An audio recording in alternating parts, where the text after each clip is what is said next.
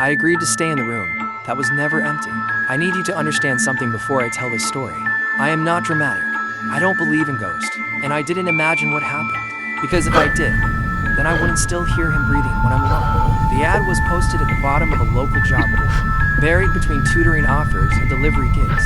Overnight attendant, CASH must follow instructions exactly. No company name, no phone number, just an email. I ignored it at first, then I noticed something strange. Every week, the ad was reposted. Always the same wording, always at 11:11 p.m. That's when the curiosity. I emailed them. They replied with an address and one sentence. If you're afraid of being watched, don't come. I went anyway.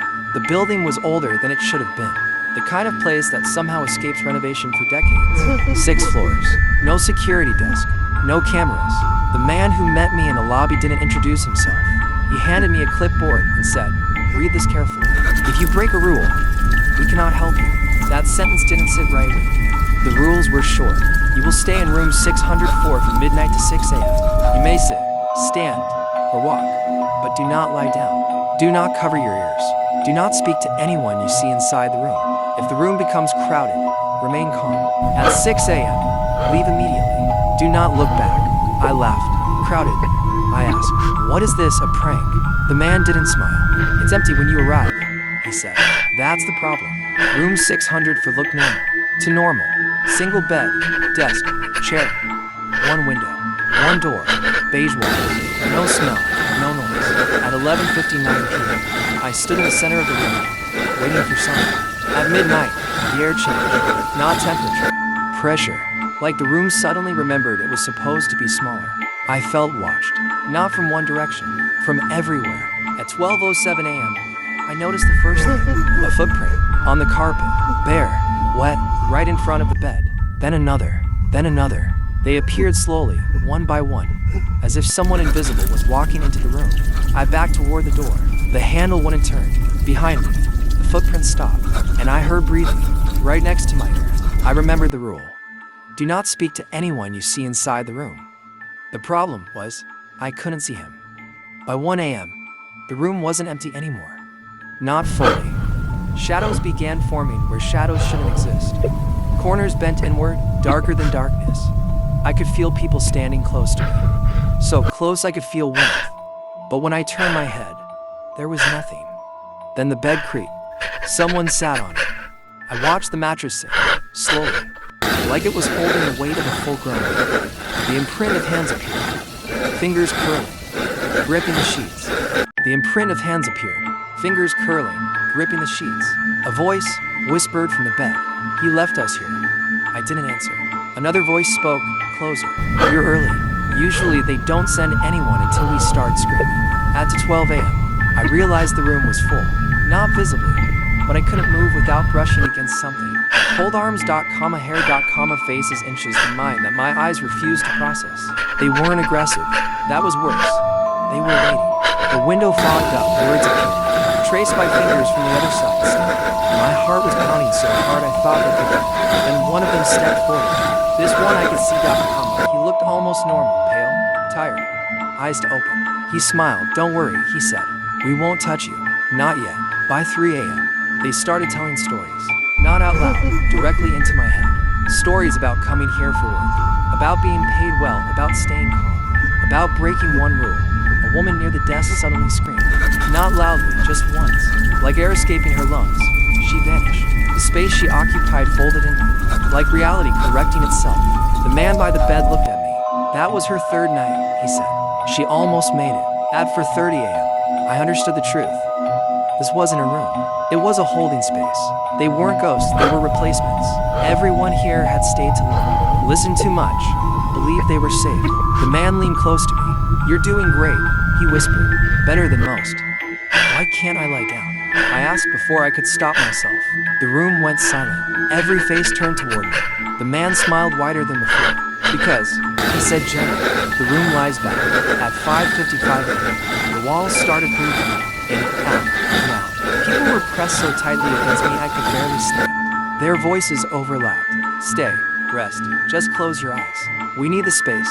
At 6 a.m., the door unlocked. I ran. I didn't look back. They paid me in cash. The man in the lobby nodded. "You did well," he said. "Room 604 will be quiet for a while."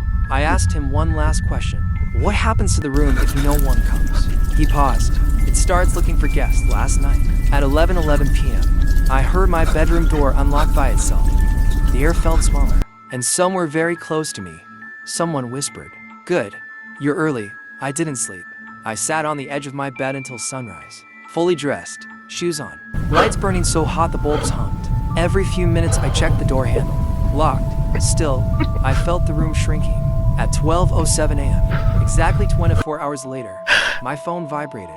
No notification, no sound, just vibration. On the screen was a single message from an unknown number. "Room 604 thanks you for your service." I threw the phone across the room. It landed face down. The vibration didn't stop. I didn't touch it again. At 12:09 a.m., the air pressure changed. That same feeling, like the room remembering something it had forgotten. I stood up. The carpet was dry, for now. Then I smelled it. Old water, hotel soap, bleach failing to cover rot. Behind me, the mattress creaked, slowly, carefully, as if someone was testing whether I would react. I didn't turn around. I remembered the rule. Do not speak to anyone you see inside the room. No one said anything, but I felt a finger press into my shoulder. Not hard, just enough to confirm I wasn't alone. A voice didn't whisper this time. It spoke clearly, from everywhere. "You're home earlier than expected." I backed toward the door. 3 steps. 2. 1. The handle turned freely. That was wrong.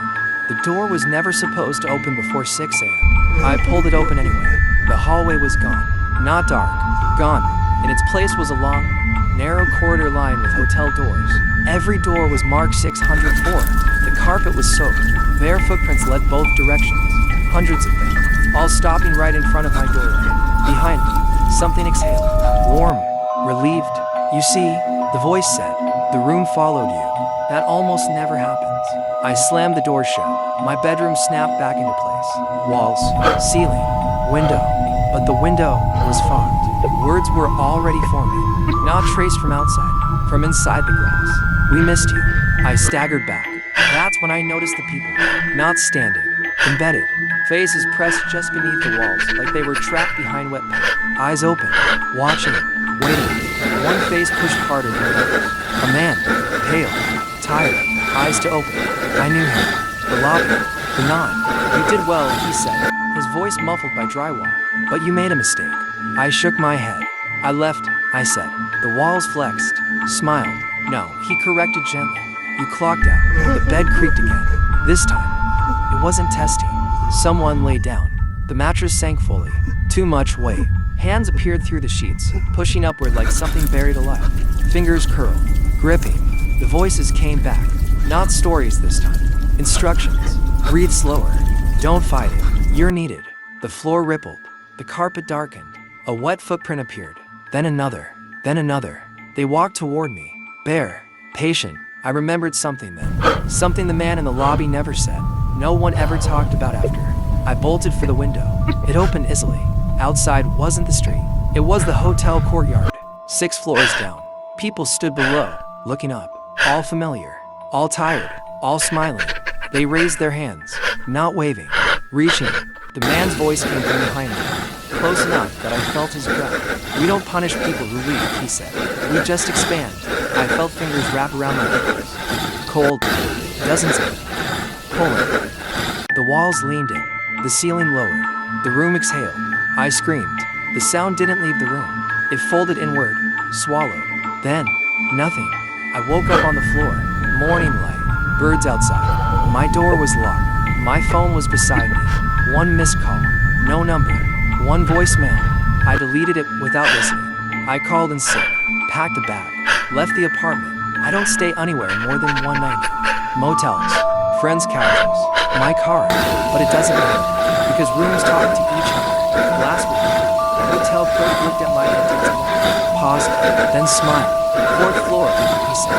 "Room 604 is unavailable." I didn't ask why. Last night, at 12:07 a.m., I felt pressure. Not temperature.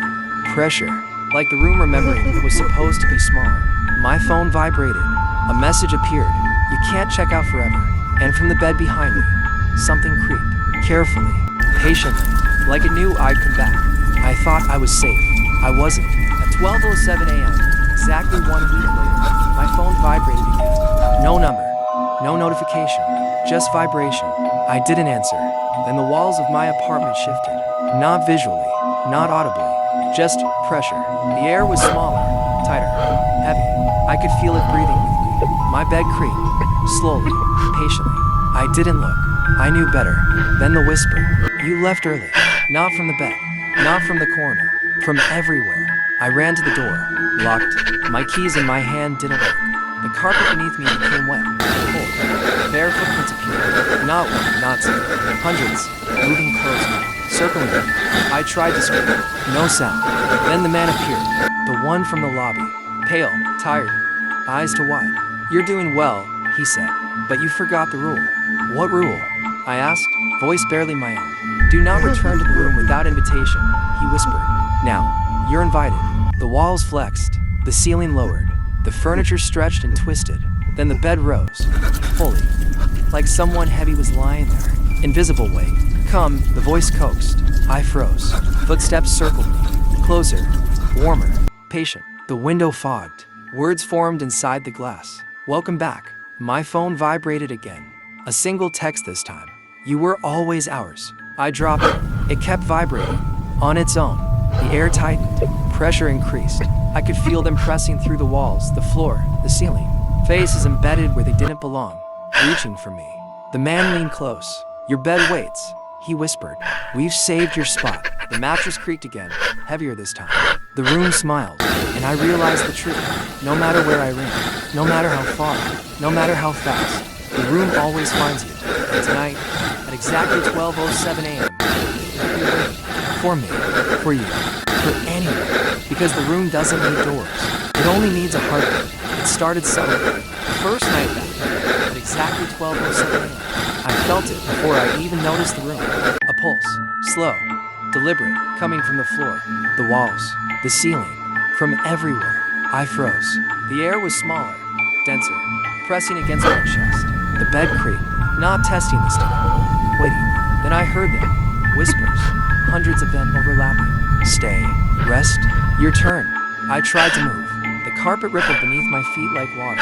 Wet footprints, formed as if someone invisible was walking toward me, bare, cold, heavy. I backed into the corner. Faces pressed against the walls. Eyes wide, staring through. They weren't just shadows anymore, they were solid enough to touch, and yet insubstantial enough to dissolve if I tried. Then the bed lifted itself off the floor. Slowly, painfully. The mattress stretched, groaned. An invisible weight pressed down on it, bending it as if someone or something was lying there waiting for me. The man from the lobby appeared behind me, pale, tired, eyes to wide, smile stretched unnaturally. You left again, he whispered. We were patient, but patience ends. I tried to speak. Nothing. The air swallowed my words. Do you want to join them? He asked. Or will you stay in the hallway forever? I turned instinctively toward the window. Fog. Words forming. Inside the glass this time. We're closer than you think. I ran, tried the door. Locked. Then the walls shifted. Not visible, not audible. Just pressure, breathing, waiting. The whispers grew louder. Closer, closer, closer. The bed sank harder. Fingers appeared through the sheets long, cold, gripping, pulling. I realized then, I had never left room 604. It followed me, through my apartment, through my phone, through my heartbeat. It was patient, it was infinite, and honest. And tonight, it had already chosen its next guest. I wasn't running anymore. I was leading it. It's happening again. I can feel it now. Not through my eyes, not through my ears, but inside me. The pulse, the pressure, the room. It doesn't wait for doors anymore. It doesn't need keys. At 12:07 a.m., it arrived. Not in my apartment, not in my bed, inside my head. I heard the whispers first. Low, patient, hungry. Welcome back. Stay with us. Your turn. I tried to breathe, tried to move, tried to fight. The walls behind me rippled. Faces pressed through. Pale, tired, eyes to wide. Watching, waiting. Then the bed rose. Alone. No one touching it. But the mattress bent as if carrying a full-grown man. A voice, familiar, patient, deadly calm. You were always ours.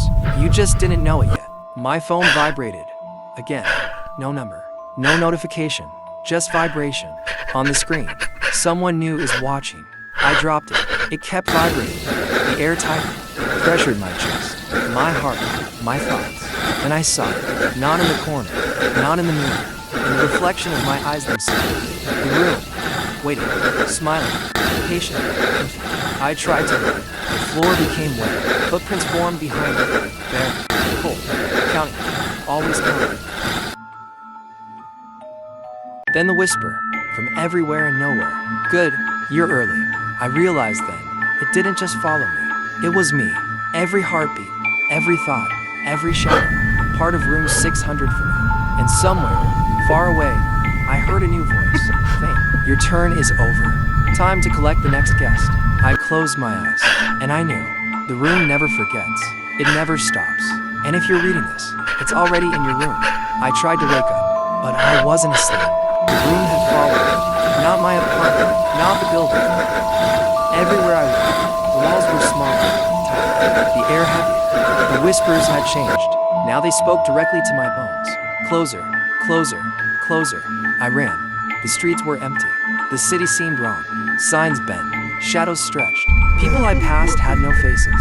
Everywhere I looked, footprints, bare, wet, leading somewhere. Then I heard it, my own voice. Good, you're early. Not a memory, not a hallucination. It was me speaking. I stumbled into a hotel. Any hotel. The lobby was empty, silent, but a sign caught my eye. Room 600 for available. I didn't enter. I didn't need to. The door opened itself. I felt the pressure, like the room was breathing me in. I tried to scream. The sound never left my mouth. I realized the truth. The room doesn't exist in one place. It exists anywhere a heartbeat is heard. Any apartment, any hotel, any home. And now, it knows you are reading this.